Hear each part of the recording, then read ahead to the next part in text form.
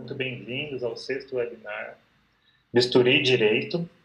Meu nome é Rafael Haddad, sou acadêmico de medicina e irei, hoje, atuar como mediador acadêmico. A importância do projeto, Bisturi Direito, é reunir estudantes de medicina a associações nacionais e buscam sempre representar o interesse dos associados. E esse foi o momento, foi o espírito dessa nossa reunião. Hoje vamos comentar sobre os cuidados paliativos e tenho dois avisos para comentar com vocês, ouvintes. O primeiro seria a importância de realizar o check-in. Então, no nosso quadro, tem um QR Code que vocês podem fazer o check-in. E, em segundo, eu peço que todas as dúvidas que forem durante as palestras, colocando aqui no nosso chat, para depois, no final, a gente discutir. Então, agradeço a todos novamente, muito obrigado, e passo a palavra para a doutora Ingrid. A doutora Ingrid, ela tem bacharel em Direito pela Universidade Católica de Pernambuco, pós-graduação em Direito Médico e Bioético, também tem pós-graduação em Direito Penal e Processo Penal, é conselheira do Conselho Jovem da OAB do Distrito Federal e também membro da Comissão de Direito Médico da OAB. Passo a palavra, doutora Ingrid. Obrigada, Rafael. Como a gente está com o tempo corrido e queremos ouvir os palestrantes, eu vou apresentá-los. Hoje o tema é sobre cuidados paliativos. A gente vai ouvir um advogado como apresentador e também vai ouvir uma médica. O advogado que vai falar com a gente hoje é o Dr. Valduir Fernandes. Ele é especialista em Direito Médico e Odontológico pelo Centro Universitário Cambori. Também é diretor jurídico da Sociedade Brasileira de Direito Médico e Bioética, vinculada à ANADEM, e é presidente da diretoria de Brasília da Associação Latino-Americana de Direito Médico, aqui no Brasil.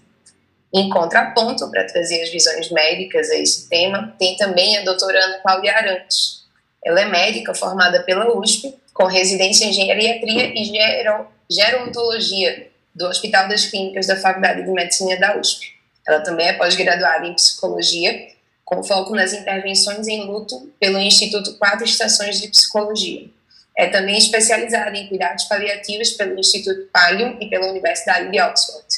É coautora do livro de cuidados paliativos do CREMESP e do Manual de Cuidados Paliativos. Também é sócia fundadora da Associação Casa do Cuidar, prática e ensino em cuidados paliativos. Não vou me demorar muito, vou passar a primeira palavra para o Dr. Valduir, que vai trazer uma análise mais jurídica sobre o tema, e depois a doutora Ana Cláudia vai trazer um contraponto médico para a gente poder discutir de forma mais aprofundada. Doutor, a palavra é sua. Boa noite a todos, eu agradeço o convite feito pela organização, tá? Cumprimento todos, cumprimento a doutora Ingrid, doutor Rafael, doutora Ana Cláudia, tá? Eu vou fazer uma abordagem relacionada à questão jurídica, tá? Porque quando se fala em cuidados paliativos, se fala em doente terminal, se fala em doença incurável, e nos remete a uma questão jurídica, tá? Que na maioria das vezes é muito controversa, né? Que é sobre as modalidades do término da vida, tá? Sobre a eutanásia, suicídio assistido, ortotanásia, distanásia e a mistanásia, tá? Então, vou aqui fazer uma diferenciação de cada um, né? Falar sobre eventual legislação específica, tá? Como é visto isso do ponto de vista criminal e do ponto de vista ético, tá? Porque é um tema bastante delicado e controverso, né? Envolvendo aí um debate dentro da ética médica. A eutanásia é uma palavra que tem origem grega, né? E significa boa morte. E se trata de uma prática que busca abreviar a vida de alguém portador de uma doença incurável ou estado terminal, com o mínimo de sofrimento possível, tá? Já o suicídio assistido é o próprio paciente que pratica o ato contando com a ajuda de alguém. Então, um exemplo clássico é a da injeção letal. Né? Quando o médico ele aplica a injeção para o paciente, ele está praticando ali a eutanásia. Tá? E quando o paciente ele tem acesso à injeção, seja através do médico, através de uma outra pessoa, e ele aplica nele mesmo, então ele está praticando aí o suicídio assistido. E a pergunta que se faz é permitida a eutanásia ou suicídio assistido no Brasil? A resposta é não. Tá? Na maior parte dos países, inclusive no Brasil, não existe uma legislação específica sobre a eutanásia. A eutanásia realizada pelo próprio doente é geralmente considerado um suicídio, tá? Ou um suicídio assistido. E a eutanásia realizada por outra pessoa é considerado um homicídio. No Brasil, quem pratica a eutanásia ou suicídio assistido em pacientes pode ser condenado pelo crime de induzimento, instigação ou auxílio ao suicídio, que é o artigo 122 do Código Penal, ou pelo crime de homicídio, artigo 121. Tá?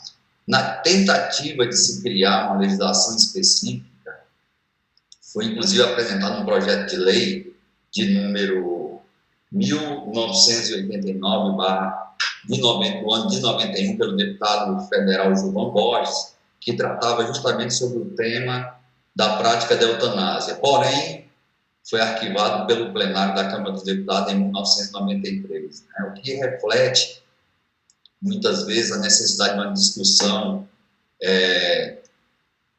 aprofundada com organizações médicas, associações e os próprios sindicatos. Né? Muitas vezes não tem uma discussão aprofundada e esses projetos acabam sendo arquivados aí.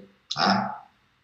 Já a eutanásia se trata de permitir que a morte ocorra pelo seu processo natural, sem interferência da ciência. Né? Está relacionada com os cuidados paliativos. Tá? Quando, por exemplo, o paciente aceita o tratamento para a dor, o cuidado paliativo, mas não aceita se submeter a determinado tipo de tratamento, como a quimioterapia para um câncer incurável, que prolongaria sua vida talvez por uns 6 meses.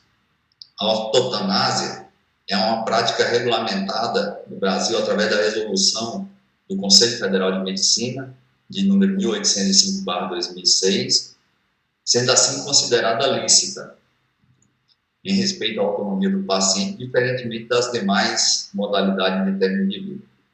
Através da outra figura, da outra modalidade, da eutanásia, é justamente o contrário. Se busca prolongar artificialmente a vida de quem tem uma doença incurável, sendo proibida a persistência da terapêutica inútil. Tá? Está previsto aí no parágrafo 1 do artigo 41 do Código de Ética Médica. Né? Muitas vezes a gente tem um paciente aí com câncer, né? E se prescreve um medicamento aí, na maioria das vezes medicamentos caros, e você vai fazer os exames e verifica aí que a doença na realidade ela está progredindo e você tem essa proibição de continuar prescrevendo esse tratamento. Né?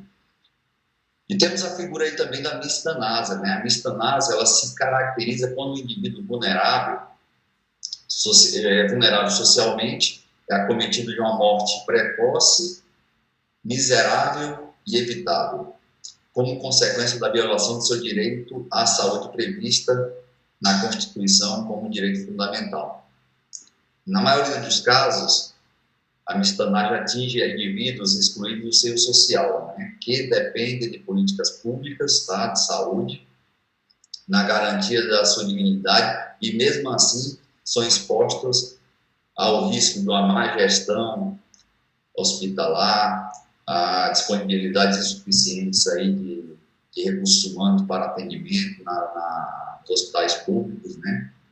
Temos, inclusive, aquela confusão que foi criada no final de janeiro, onde foi retratado pela mídia, lá em Manaus, né, quando o dirigente do sindicato disse que estava ocorrendo uma eutanásia na rede pública de saúde, quando, na realidade, a denominação correta, do meu ponto de vista, seria justamente a eutanásia. Tá?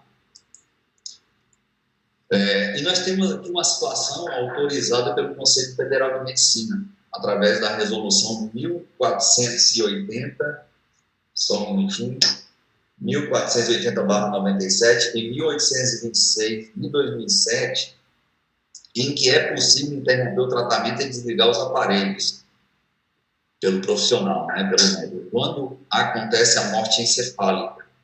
Porque no momento em que é constatada a ausência irreversível da atividade cerebral, considera-se aí, né, que houve o falecimento do paciente. Tá? Então, assim, toda essa discussão que eu trouxe aqui, as distinções, né, a falta de legislação específica, só demonstra aqui a necessidade realmente de uma discussão bem aprofundada, né? O Brasil realmente não tem a eutanásia, inicialmente foi aplicada em 2001, né? É uma prática comum lá já na Holanda, mas realmente aqui ela é considerada como um crime. Tá? Então já me coloco à disposição aí, vou finalizando a minha exposição aqui. Obrigado. Doutor Valdir, muito obrigada pela exposição, foi muito esclarecedor em relação às questões jurídicas. Eu vou passar a palavra para a doutora Ana Cláudia para ela trazer os contrapontos médicos em relação ao que o senhor falou, para a gente entender mais como os cuidados paliativos se inserem nessas questões que o senhor trouxe. Doutora Ana Cláudia, a palavra é sua. Muito obrigada, doutora Ingrid, doutora Valdir, Rafael, Vitor, Gustavo, que viabilizaram também nosso encontro. E eu penso, doutora Ingrid e doutora Valdir, que a gente não tem contrapontos entre nós. Existe para mim uma clareza muito perfeita da congruência da prática do cuidado paliativo com a legislação. Então, quando eu comecei a fazer cuidados paliativos no Brasil, já faz um tempão já, em 97, eu ouvia muito dos meus colegas mais velhos dizendo que eu ia acabar sendo presa, porque o que eu fazia era ilegal e que era proibido por lei, e que eu estava correndo um risco muito grande de perder meu CRM e perder minha liberdade, pelo fato de eu ser uma médica que cuidava de pessoas que tinham doenças, que têm doenças muito graves, que ameaçam a continuidade da vida, e que numa determinada fase da doença, a medicina não tem nada para oferecer que possa prolongar uma vida digna, mas que talvez possa prolongar um pouquinho de tempo de vida, mas ela absolutamente desconectado do que aquela pessoa e aquela família consideram dignidade.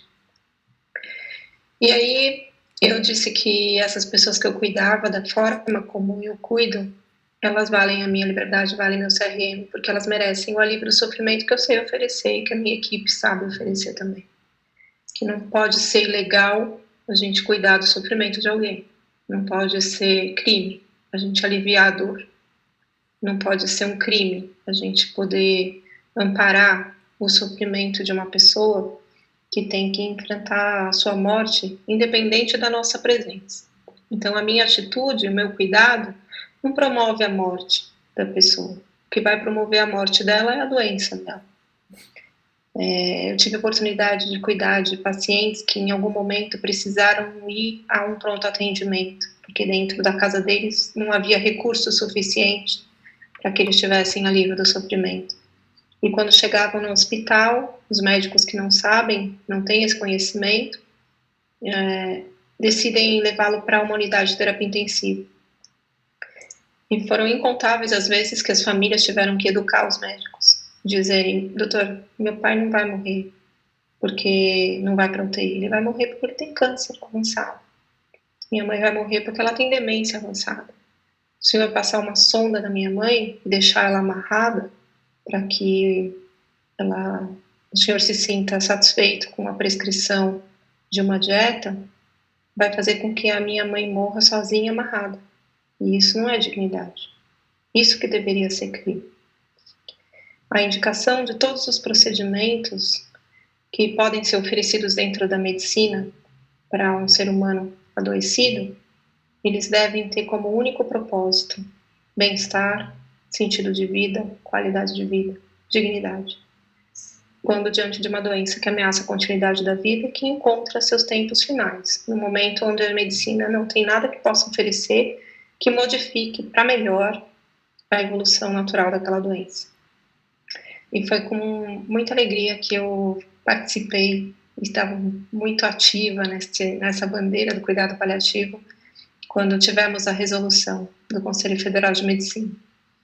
E por incrível que pareça, nós que fazemos parte, né, da estrutura que constrói essa história no nosso país, né, quando houve uma liminar que derrubou a resolução, nós sabíamos que a sequência de tudo isso ia ser uma legitimidade reconhecida por todas as partes, não só pela parte técnica médica, mas também pela parte técnica jurídica. E foi o que aconteceu.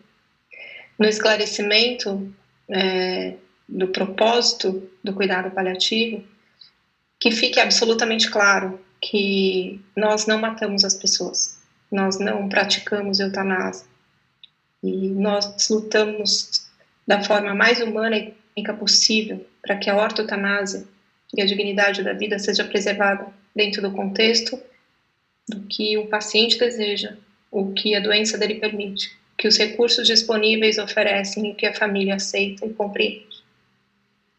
Então, dentro do cuidado paliativo, nós temos um procedimento chamado sedação paliativa e um outro procedimento também chamado extubação paliativa. E esses dois procedimentos são os procedimentos mais complexos do nosso conhecimento dentro do universo do cuidado paliativo. Infelizmente, o não aprendizado, né, a falta de conhecimento técnico deste parâmetro do cuidado oferecido à saúde dentro das universidades faz com que a sedação paliativa muitas vezes seja oferecida como uma sentença. O paciente vai morrer, precisa ser sedado.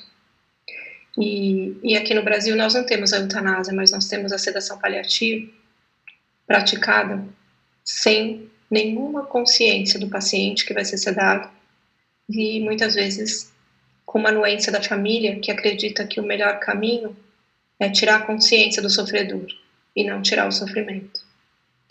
Então, a evolução vai acontecer no nosso país quando o reconhecimento da boa prática de cuidados paliativos tiver alcançado o banco da universidade. Eu trabalho incansável, dando aulas em pós-graduações, em eventos de alunos de medicina, nas 300 e tantas universidades, 300 e tantas faculdades de medicina que nós temos no nosso país, e fiz um levantamento recente que apenas 20% dessas faculdades têm algum momento durante a formação desses médicos onde se toca nesse assunto do cuidado paliativo. Mas todos os médicos saem com um CRM, e um CRM que os permite prescrever ou não prescrever tratamentos que viabilizam conforto, bem-estar, qualidade de vida, sem necessariamente abreviar a vida de ninguém. Então, talvez uma das maiores falhas dos países que liberam a eutanásia é a incapacidade de oferecer cuidados paliativos para todos os seus habitantes.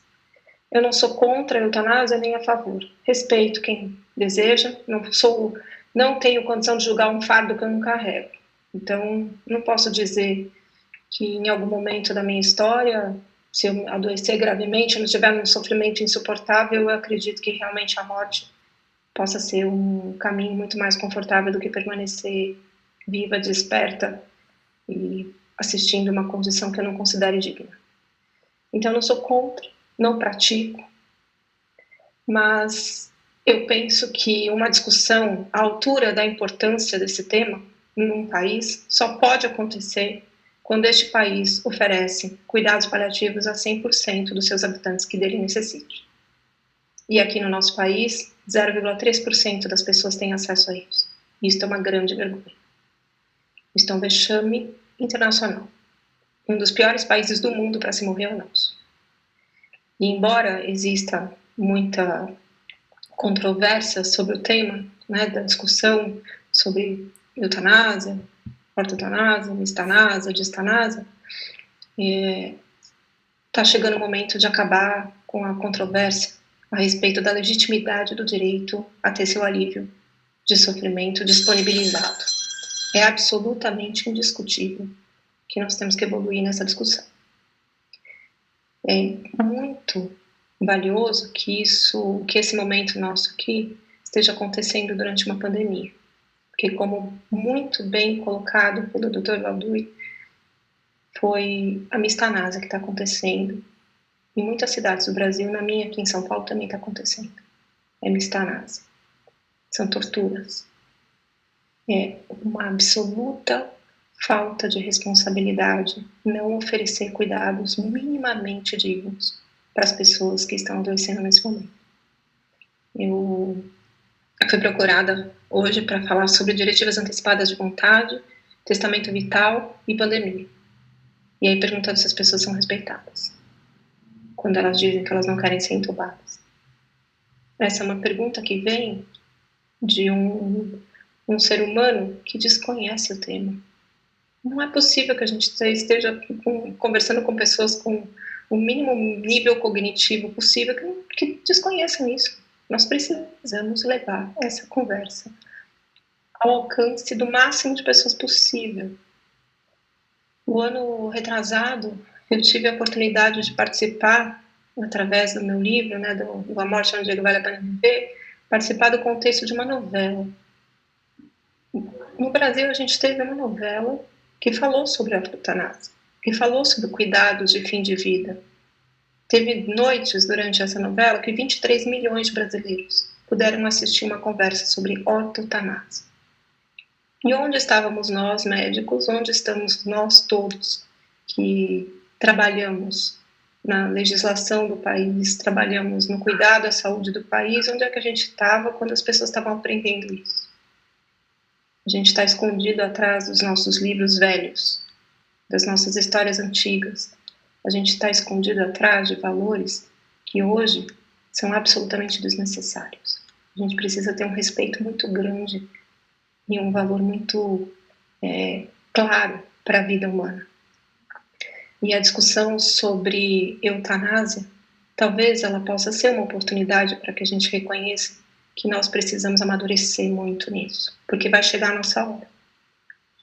E essa hora chegando, todas as pessoas envolvidas no nosso cuidado entrarão em profundo sofrimento se elas não tiverem acesso a um profissional minimamente qualificado para dar ouvidos àquilo que nos faz sofrer. Então, no cuidado paliativo, nós vamos oferecer não uma suspensão de tratamento, mas uma ampliação do cuidado. Quando você fala de cuidados paliativos, nós não estamos falando da arte de parar tudo, desligar tudo. Isso é uma grande imprudência. Abrir a boca e falar uma bobagem e revelar a legenda de quem diz isso, de que o cuidado paliativo é não fazer nada. A legenda faz muito tempo que eu não estudo. Se pegar um médico que diz que cuidado paliativo é não fazer nada, a legenda da frase é essa: faz tempo que eu não sento para estudar. Porque esse conceito já está atualizado, devidamente atualizado, há décadas. E mesmo que a gente seja um país que adora importar conhecimento e pouco produz, nós deveríamos então importar o conhecimento que é absolutamente necessário nesse momento. Os profissionais de saúde que estão na frente de batalha contra esta doença, que não sabem cuidados paliativos, que não aprenderam a arte de comunicar-se, que não aprenderam como aliviar o sofrimento das doenças que não têm nenhum recurso para que sejam evitadas no seu desfecho final, eles estão sofrendo muito mais. Porque os que sabem, sabem cuidar. E se você sabe cuidar, você sabe tudo. Você não fracassa jamais.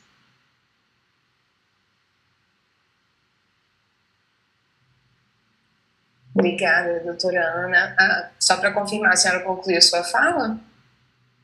Tá ótimo. Foi muito esclarecedor, é muito bom ter esse conhecimento técnico e tão avançado para a realidade que a gente tem aqui no Brasil hoje em relação ao que é cuidado paliativo, né? Pelo que a gente programou agora para o webinar, seria abrir para uma rodada de perguntas. Eu vou tentar trazer uma inicialmente antes do Rafael se manifestar. Pode ser, Rafael? Tudo bem, pode sim. como eu também trabalho na área de direito médico, uma dificuldade que eu vejo hoje em dia é a gente conseguir trazer para o paciente, tanto da área jurídica quanto da área médica, que o cuidado paliativo talvez seja trazer mais dignidade e um descanso para ele naquela reta final. E a gente vê muita dificuldade também de os acompanhantes, os familiares do paciente terem essa noção de que aquilo talvez seja melhor, que você não está induzindo um eventual falecimento, você não está adiantando nada, você está trazendo conforto. Então, e aí essa pergunta eu vou direcionar para tanto o Dr. Valdir quanto para a doutora Ana Cláudia. O que é que vocês acham que a gente poderia fazer na prática para conseguir trazer esse conforto para os familiares e eles entenderem que aquilo talvez seja algo necessário numa situação, no caso, por exemplo, de doença terminal, que não tem um tratamento, ou que tem um tratamento que vai trazer mais mal para o paciente do que bem, e como a gente pode tangenciar isso juridicamente, por exemplo, a doutora Ana Cláudia talvez esteja mais perto disso, vocês têm algum termo de consentimento, alguma coisa na prática que vocês trazem essa explicação para os familiares ou para o paciente que está consciente de como é que vocês vão efetivar aquilo, que aquilo não é uma eutanásia, que na verdade é trazer dignidade e tal. Como a gente poderia tangenciar a parte médica e jurídica para, de acordo com as legislações que a gente tem hoje, a isso de forma legal, sem a gente infringir nenhuma norma. Eu acho que a gente consegue tangenciar os dois pontos. Se vocês puderem manifestar o que vocês acham, por favor. Eu posso responder, doutor Valdir? Pode. Eu penso, doutora Ingrid, que um grande problema que a gente tem, até com quem faz cuidado paliativo, é uma necessidade absurda de ouvir a própria voz diante do doente e de ouvir a própria voz diante da família, tentando dizer o que não é cuidado paliativo. Então, até nós, do cuidado paliativo, precisamos de um ajuste de linguagem. Essa linguagem que nós utilizamos, o que não é eutanásia, olha, eu vim aqui cuidar do seu pai, eu não vou matar ele não. A gente não entra no quarto de um doente falando isso. É necessário que quando eu estou diante de um paciente, estou diante de uma família, eu tenho que perguntar para eles, o que vocês esperam de mim? Sim. Do que vocês têm medo? Qual o conceito que vocês têm a respeito do cuidado de conforto ou cuidado paliativo? Eu tenho que primeiro ouvir, eu tenho que fazer perguntas boas. Porque quando a gente faz uma pergunta boa, você desperta na pessoa que está sendo questionada a vontade de responder. Tem algumas perguntas que a gente não tem vontade de responder. Porque quem está fazendo a pergunta não está sendo capaz de entender a importância do nosso tempo. Então, quando você chega na frente do doente, começa a fazer um sermão ou dar uma palestra sobre o cuidado paliativo, a única coisa que ele vai ter certeza é que ele precisa se livrar de você o mais rápido possível, porque você não entendeu nada do que é importante para ele. Quando você vai indicar cuidado paliativo, suponha que você é uma colega médica, você é especialista e você vai indicar um cuidado comigo. Tem duas formas de você me indicar. Uma, você dizer assim, olha, você vai falar com a família do Rafael. Tem lá o tataravô dele que está falecendo, está precisando de cuidado paliativo. E você vai chegar para o Rafael e falar assim, olha, Rafael, o seu avô está muito grave. E aí, nesse momento, ele talvez precisasse de UTI, de intubação, de transfusão. Talvez ele possa ter parado, a gente vai precisar reanimar, com uma condição de extrema gravidade. E aí a gente pode precisar fazer isso ou só cuidado paliativo. O que você prefere? Quando você escuta uma indicação como essa, até eu prefiro a outra coisa. Porque só cuidado paliativo é muito pouco para o amor que eu tenho para o meu tataravô. Mas se fosse o Rafael, eu não aceitava. Como assim só paliativo? Então, a forma como você me indica mostra o quanto você acredita no meu trabalho. Então, se você vai referenciar de uma outra forma, Rafael, tem uma médica que trabalha comigo, que cuida das pessoas que estão na condição que está seu avô, que está sofrendo muito. E a doutora Ana, ela é muito boa de controlar a dor que teu avô sente. Ela é muito habilidosa para conversar com a sua tataravó, conversar com seu bisavô, que são os filhos. Ela vai conseguir, ela tem uma equipe muito boa, trabalha junto de mim. E aí nós, juntos, vamos conseguir fazer com que o seu avô tenha uma vida gostosa de viver. A gente talvez não tenha condição de prolongar o tempo dele indefinidamente, mas a gente tem condição de deixar ele sendo feliz no tempo que ele tem. Então eu vou pedir para a doutora Ana Cláudia passar hoje para ver se eu tataravô. Se você me apresenta assim pro Rafael, o Rafael vai fazer quase uma banda me esperando no dia que eu entrar no quarto. Ele vai estar tão feliz. Doutora Ana, a senhora chegou, a doutora Ingrid falou que a senhora vinha ver. E aí eles vão entrar comigo no quarto e todo mundo muito ansioso, curioso para saber como que eu vou fazer para tratar a dor. E aí eu vou ser habilidosa, vou perguntar para o Rafael e perguntar para a família dele. Uma vez, alguém já prescreveu morfina para o seu tataravô? Quando eu faço essa pergunta, eu já estou dando espaço para que todos digam absolutamente tudo o que pensam sobre os preconceitos que existem a respeito do tratamento da dor. E aí eles vão poder dizer, ai, já, foi um horror, a pessoa morreu. Eu falo assim, ai, é possível que as pessoas tenham demorado demais para dar a morfina para essa situação, porque aí a morfina entra na hora que a morte já chegou e está trabalhando para poder finalizar aquela vida. Então a morfina acompanha a morte, ela não causa a morte. E aí é uma oportunidade que eu tenho de explicar o que eu vou fazer. Então, na indicação do cuidado paliativo, você tem um espaço que se abre quando você entra pela porta do alívio do sofrimento, não pela porta de quem vai acabar com o sofredor. Porque o tataravô do Rafael é uma pessoa muito importante na família dele. Ninguém está querendo que ele desapareça do mapa em 5 minutos. As pessoas precisam ser respeitadas, elas precisam ser ouvidas. Então, antes da gente explicar o que não é, nós vamos dizer o que é. E assim a gente vai conseguir muito mais espaço na vida das pessoas do que a gente tem hoje em dia. Com certeza. Maravilhosa sua explicação, doutora. Doutor Valdir, o senhor quer acrescentar alguma coisa? Como é que a gente conseguiria auxiliar juridicamente a adoção desses cuidados? O que é que o senhor acha? Olha, doutora Ingrid, o advogado, ele sempre pensa na questão já judicializada, né? Então, é um problema, né? Porque eu não vejo como uma situação dessa, né, colocar termos de consentimento, sabe? Porque eu acho que aí tem um pilar que tem que ser bem respeitado, é a autonomia clínica do profissional, tá, que está prescrevendo esses cuidados paliativos, e a autonomia de vontade do paciente, tá? Quando a gente fala, que a doutora citou um termo, algum documento, a doutora Ingrid, no começo, quando fez a pergunta, né,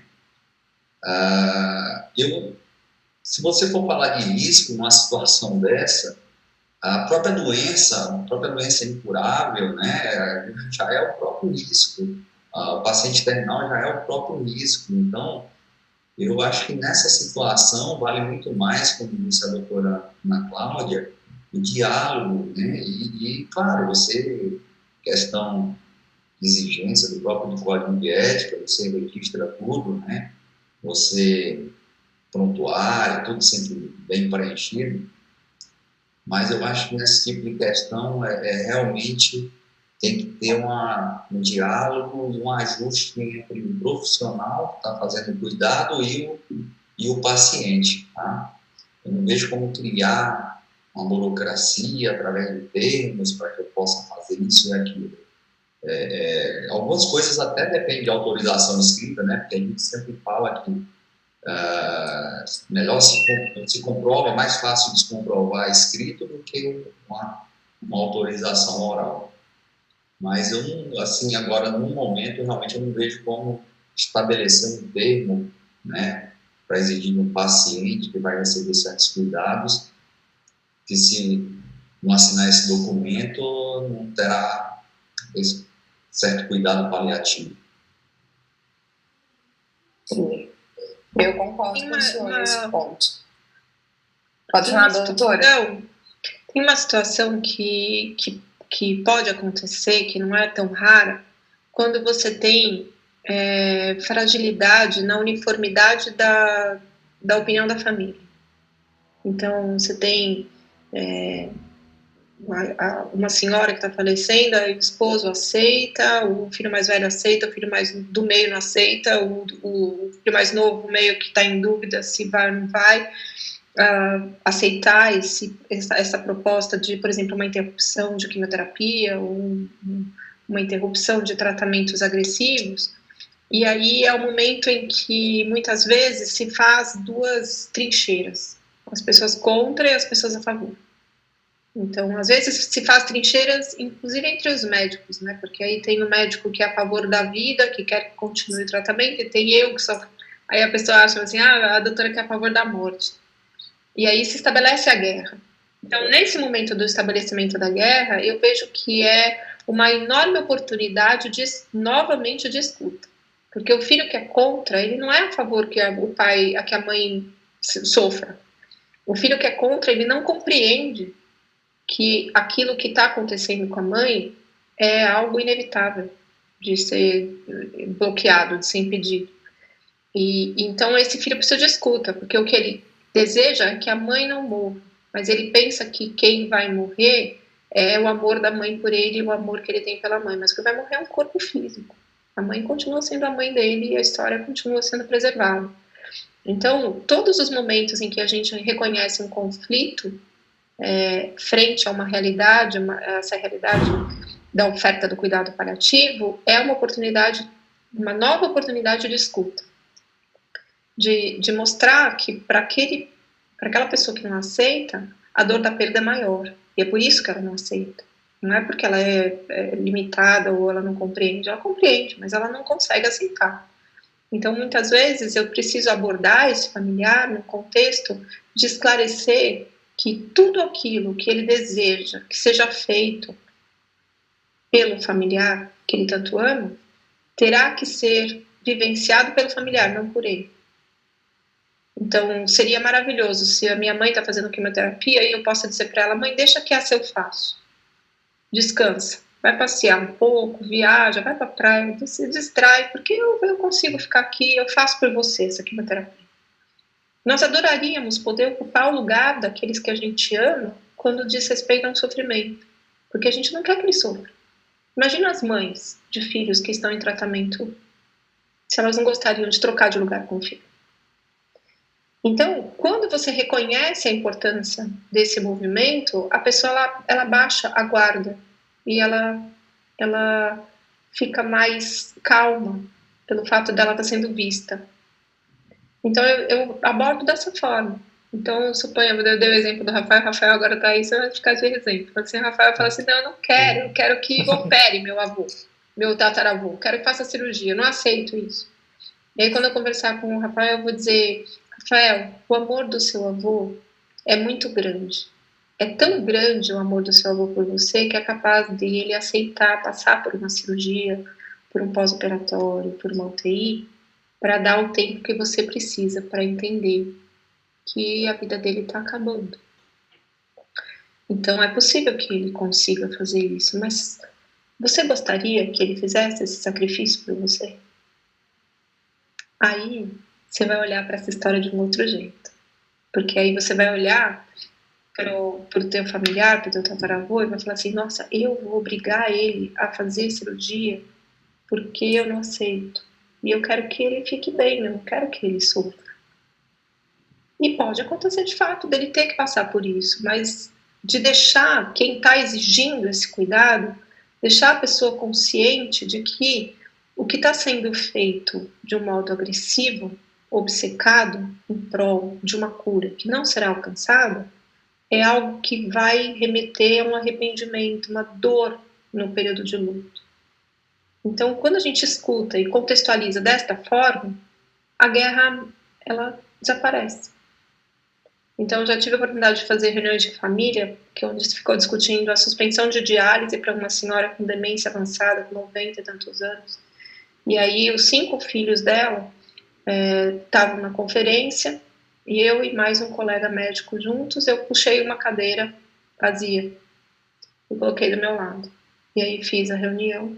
Aí tínhamos 3 filhos a favor e as 2 filhas que cuidavam dela contra a suspensão da diálise. E aí eu puxei a cadeira e falei assim, se a sua mãe tivesse sentada aqui e ela pudesse dizer o que ela quer, o que ela diria? Os 5 disseram. Ela diria que queria parar. E aí as 2 se emocionaram e elas disseram para os outros 3, nós não estamos ainda preparadas para isso. E aí os outros 3 disseram para mim e para o meu colega, doutores, a gente vai esperar mais um pouco para suspender, até que as nossas irmãs estejam preparadas. E todo mundo sabia que a mãe amava todos ao ponto de ficar mais 1 semana ou 2 fazendo a diálise. E foi 1 semana. 1 semana, as 2 filhas entraram em contato e falaram, a gente já entendeu, agora a gente está preparado para isso. Então, é necessário a escuta, porque isso diminui muito o risco da judicialização. Porque a judicialização, eu acredito que seja um espaço que chama por uma fala não ouvida. Então, a família que não foi ouvida, que não foi compreendida na sua dor, ela quer que algo seja feito. E esse algo seja feito, muitas vezes, é o tal do caminho da judicialização. Eu nunca senti necessidade de fazer uma validação de um consentimento informado sobre um procedimento que tem uma indicação técnica. Mas é desumano quando você chega para um familiar e pergunta para ele, entuba ou não entuba? É para entubar ou não é para entubar? É para levar para UTI ou não é para levar para UTI? Isso é a única certeza que o familiar tem quando você faz essa pergunta para ele é que você não estudou. Se você não sabe qual é a indicação de tubo, você não vai perguntar para a filha de um paciente se ela sabe qual é a indicação. Você tem que dizer, não tem indicação de tubo. Esse momento, a indicação é de cuidados paliativos. Mas eu compreendo que vocês possam ter dúvidas em relação a essa indicação. Vamos conversar? Passa sonda ou não passa sonda? Se você não estudou o suficiente para saber a indicação de passar sonda, você não vai encontrar a resposta num adolescente de 17 anos que vai ter que decidir isso pela avó dele. Então, a capacidade de comunicar a notícia difícil, a capacidade de compreender a reação frente à notícia difícil é uma habilidade do mundo do cuidado paliativo, que eu gostaria muito que fosse uma habilidade do mundo da assistência à saúde. Por isso que eu trabalho tanto em relação à formação das pessoas, porque eu acredito que o único caminho que a gente vai ter é a educação. Sem ela, a gente não muda nada.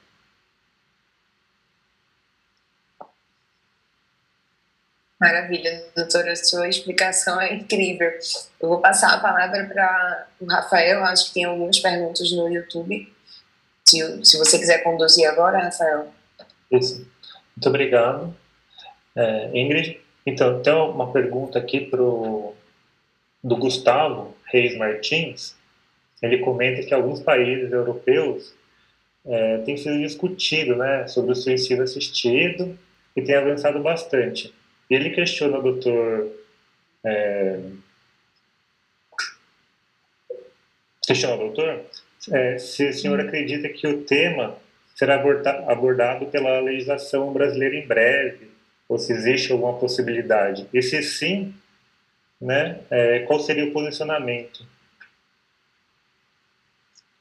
Olha, eu acredito que no dia, quem sabe, sai uma legislação específica, né, sobre isso. Tá? Eu, apesar de ter abordado esse tema, eu não sou nem a favor nem a contra a eutanásia, nem a suicídio assistido. Tá? Eu acho que pode ser até que algum caso específico me faça pensar de uma determinada maneira, né?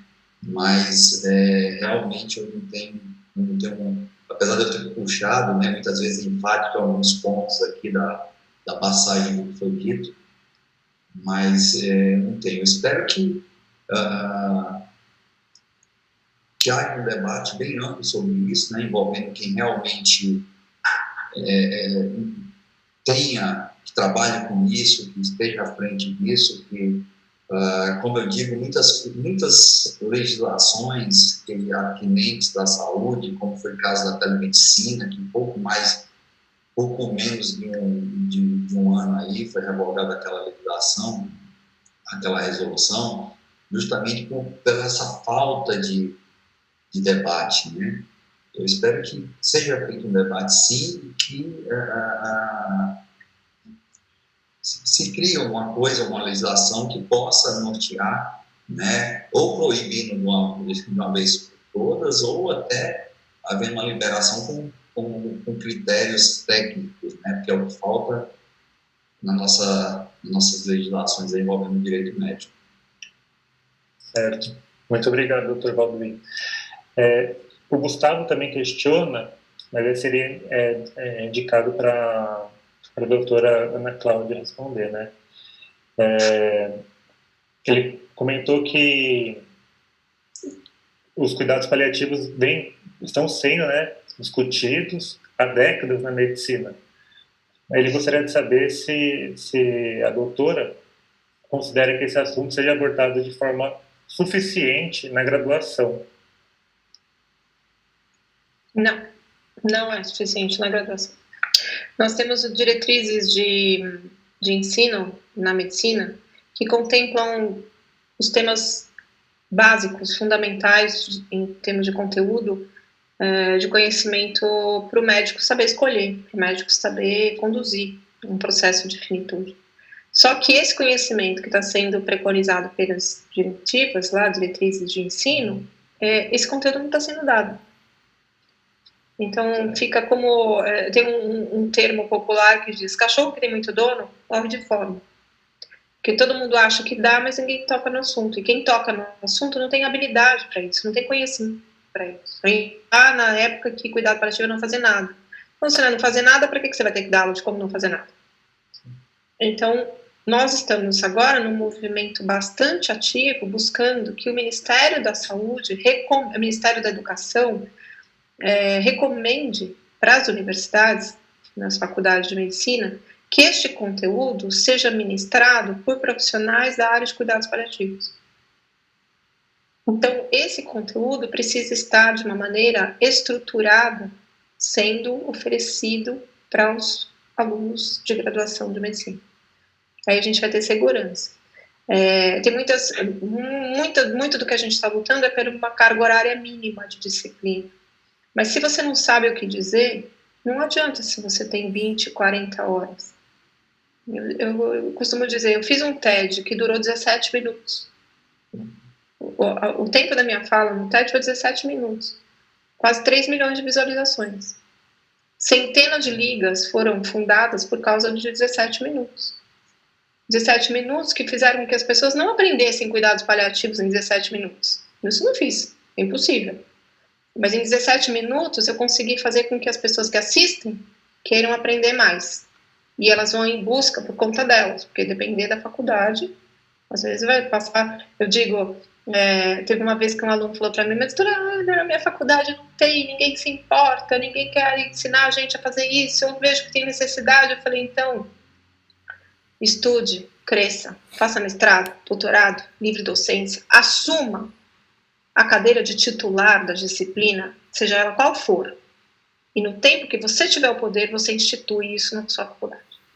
Modifique o lugar onde você habita. Seja instrumento de transformação do lugar onde você se formou. Porque aí você vai conseguir mudar a história. Não adianta ficar só sentado reclamando que ninguém me ensina. Aprenda.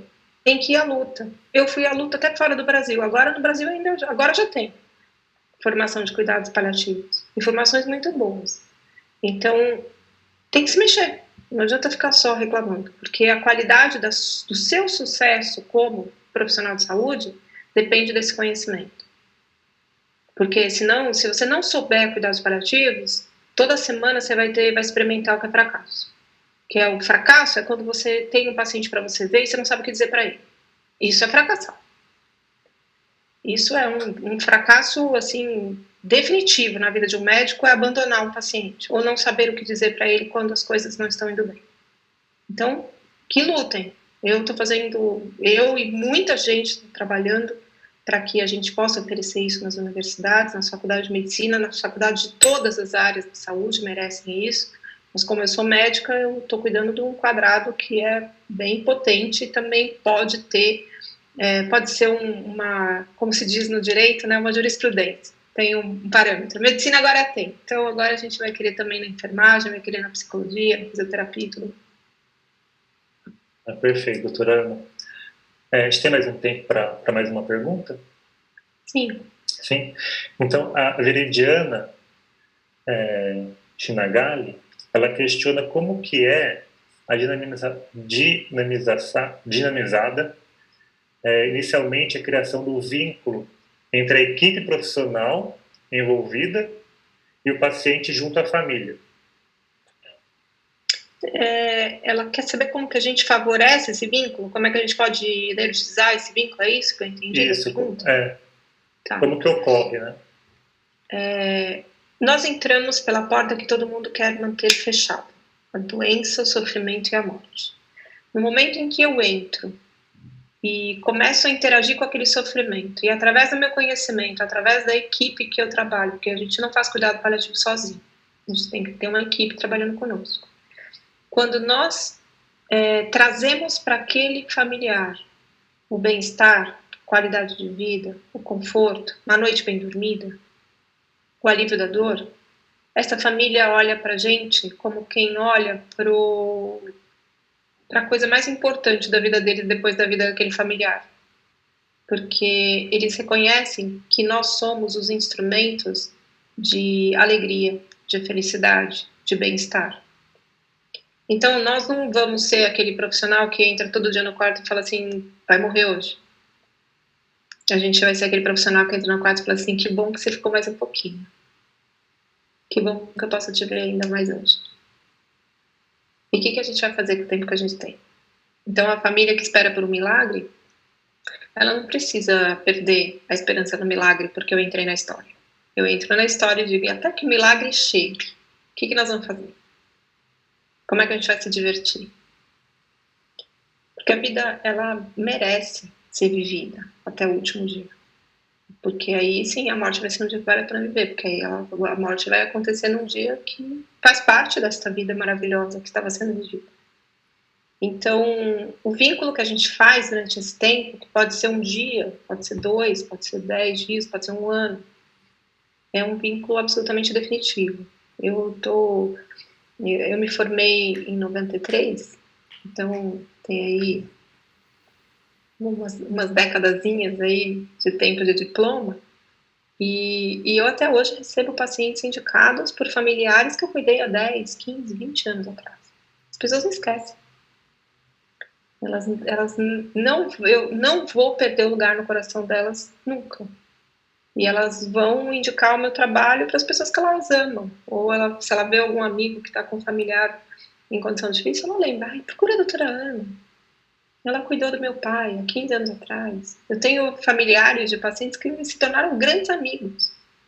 São vínculos absolutamente puros e muito maravilhosos. E isso, eu devo esse vínculo à minha coragem de estar presente, de estar próximo, de ajudar, de saber o que fazer quando todo mundo diz que não tem nada para fazer.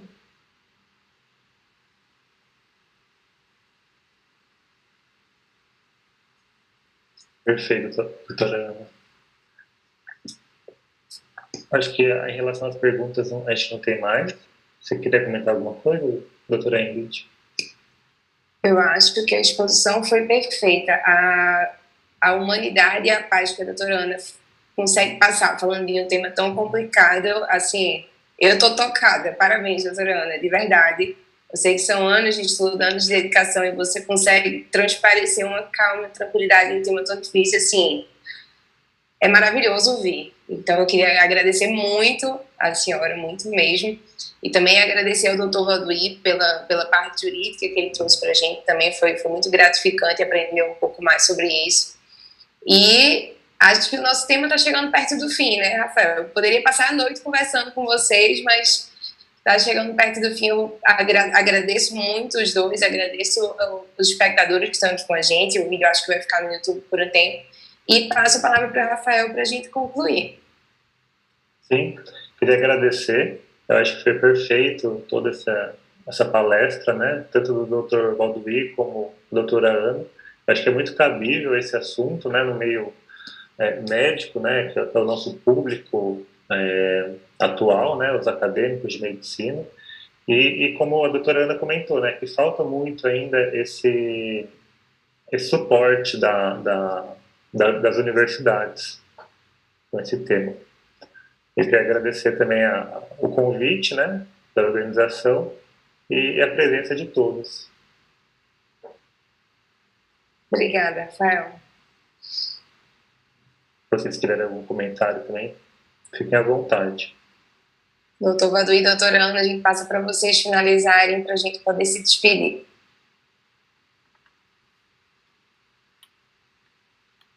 Meu só último comentário é que eu acho que o mais importante do que até discutir, né, o que é uma expectativa, se haverá ou não uma legislação específica para legalizar ou não a eutanásia, eu acho que o mais importante aí é que um dia nós atinjamos 100%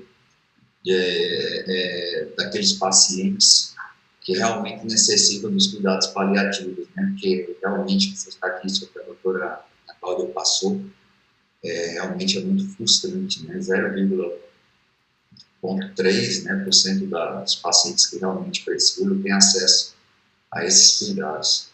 Seria isso, eu gostaria de agradecer por estar aqui com a autoridade aqui em cuidados paliativos, viu? E agradecer a todos vocês aí pela oportunidade, tá? Bom, eu agradeço também o espaço, o tempo de vocês, né? Eu sei que a gente, mais do que a gente pensar na nossa morte, a gente tem que pensar na vida que a gente tem disponível, né? E a gente teve 1 hora de vida aqui compartilhada entre nós e que foi muito bem aproveitada, não tenho dúvida. E deixo aqui como uma mensagem final que a gente seja capaz de tornar a dignidade uma prática legal no nosso país. Que a gente possa legalizar a vida digna. Antes da gente legalizar a eutanásia, nós temos serviço para fazer. Então, não dá para a gente discutir a cor da pintura de uma casa que não foi construída ainda. Nós precisamos construir essa casa com paredes sólidas, com alicerces firmes, porque as tempestades são muito difíceis. E aí a gente vai poder ter essa capacidade de viver uma vida que vale a pena viver e oferecer para todas as pessoas que vão entrar em contato a oportunidade delas pensarem que valeu a pena estar vivo para conhecer a gente. Muito obrigada. Perfeito, obrigada, doutora. Rafael, você. Não, acho que eu já falei tudo, né? Eu queria agradecer a todos, principalmente os ouvintes, né? Que estão aqui até agora com a gente, e a todos os palestrantes. Boa noite. Se cuidem aí. Boa noite. Tchau. Tchau, tchau. Muito obrigado.